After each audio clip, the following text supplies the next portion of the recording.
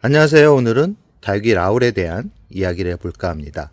이 라울 같은 경우는 매해 느끼는 거지만 겨울이 오면 가장 먼저 계절에 반응을 하고 끝부분부터 알록달록하게 단풍이 들어가는 모습이 모든 품종들이 다 예쁘지만 라울만큼은 더 예쁘게 다가옵니다. 기온이 많이 낮아지다 보니까 전체적으로 다육이들 얼굴이 알록달록 단풍이 들어가곤 있지만 분갈이를 많이 해줘서 그런지 작년보다는 단풍이 덜 들어가는 모습에 약간 아쉬운 마음이 들지만 그래도 건강하게 이 겨울을 잘 보내고 있다는 것만으로도 감사하고, 그리고 봄이 오는 준비를 조금은 해 두어야 되겠다는 생각을 해봅니다. 올해는 아쉽지만 여기서 더 진한 단풍이 들기까지는 조금 시간이 걸릴 것 같고요. 그래도 라울만큼은 그런 아쉬움을 달래주기 위해서 알록달록 살짝 이 진한 단풍보다는 지금 영상에 보이는 부드러운 이런 색감을 보는 게 더 예쁘게 다가옵니다. 그래서 겨울이 오면 가장 먼저 이 라울만큼은 더 애지중지 관리를 하려고 하고 있고요. 지금 영상 속에 보이는 라울 같은 경우는 저랑은 한 3년에서 한 4년 정도 같이 겨울을 3번, 4번 정도 날 정도로 제가 애지중지 하고 있는 그런 품종 중에 하나입니다.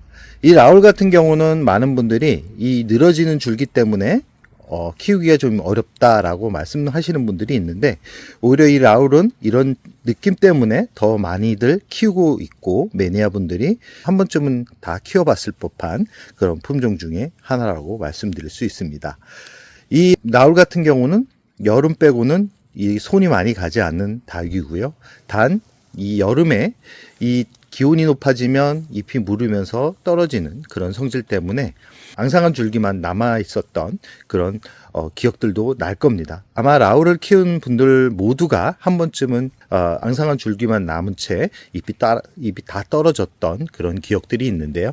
지금 이 라울 같은 경우는 분갈이를 1년에 한 번씩 해주다 보니까 아직까지 그런 모습은 보여주지 않는데, 아까 초반에 보여드렸던 이 라울 같은 경우는 지금 분갈이를 1년 반 정도 해주지 않다 보니까 잎이 작아지면서 이 끝이 이렇게 줄기만 남아있는, 그러나 다행히도 봄에 분갈이를 하면 다시 회복을 할 수 있는 그런 모습은 보여줍니다.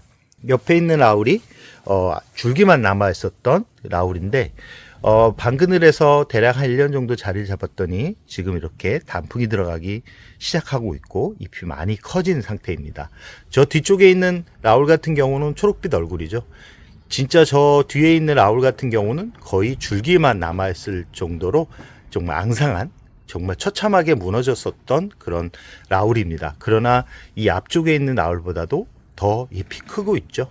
이 큰 이유는 이 라울 같은 경우는 거의 그늘에서 자랐습니다. 이 그늘에서 자랐을 만큼 좀 회복 기간이 많이 걸렸는데요. 뒤쪽에 가서 이렇게 보면 그 상처가 아주 깊게 남아있는 것을 확인할 수 있습니다. 지금 위쪽 부분이 없죠. 이 위쪽 부분이 없는 이유는 줄기를 다 잘라내고 살아있는 줄기와 뿌리만 남긴 채 다시 분갈이를 해서 이 안쪽 중간 부분이 살짝 비어 있는데, 지금 다행히도 작은 잎들이 나오면서 서서히 회복하면 이 빈 곳도 채워줄 거라고 자신 있게 말씀드릴 수 있고요. 그 옆에 있는 라울 같은 경우는 아까 초반에 보여드렸던 예쁜 그 수영을 가진 라울처럼 한 번도 잎이 떨어지지 않았던, 지금 이 품종 같은 경우도 분갈이를 제가 1년마다 꾸준히 해줬고 여름이 오면 이 강한 햇살보다는 부드럽게 들어오는 햇살에서 여름을 보냈기 때문에 다행히도 잎이 하나도 떨어지지 않은 채 이렇게 예쁜 모습을 볼 수 있었고요.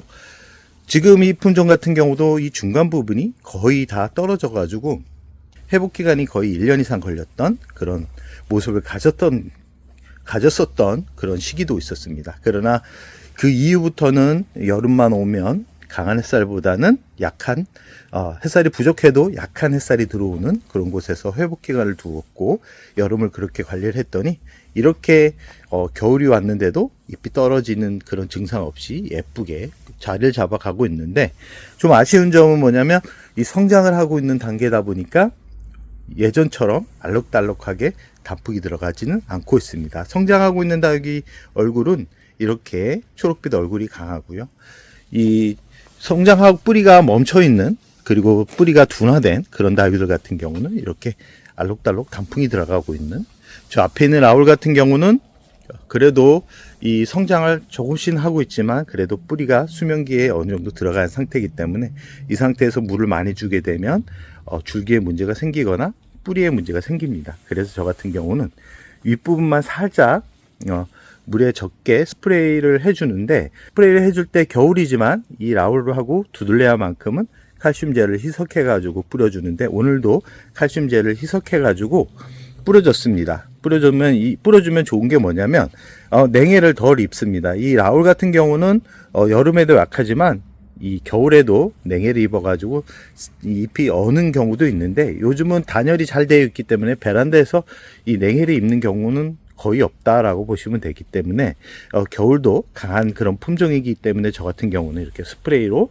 물을 뿌려줍니다. 그리고 강한 햇살이, 그리고 낮에는 기온이 많이 높아지기 때문에 이렇게 칼슘제를 뿌려주면 안쪽에 있는 작은 자구들이 조금씩 성장을 하면서 커주기 때문에 아마 올 봄에 분갈이를 한번 해주고 나면 이 안쪽에 있는 자구들이 커지면서 살짝 비어있는 공간들을 메워주면서 더 풍성하게 키울 수 있습니다. 이 분갈이 하면서 이 부러지는 줄기가 있다 그러면 버리지 마시고 이 각각 이렇게 분리를 해 가지고 이렇게 작은 화분에다가 심어 가지고 키우는 것도 나름 재미있고요.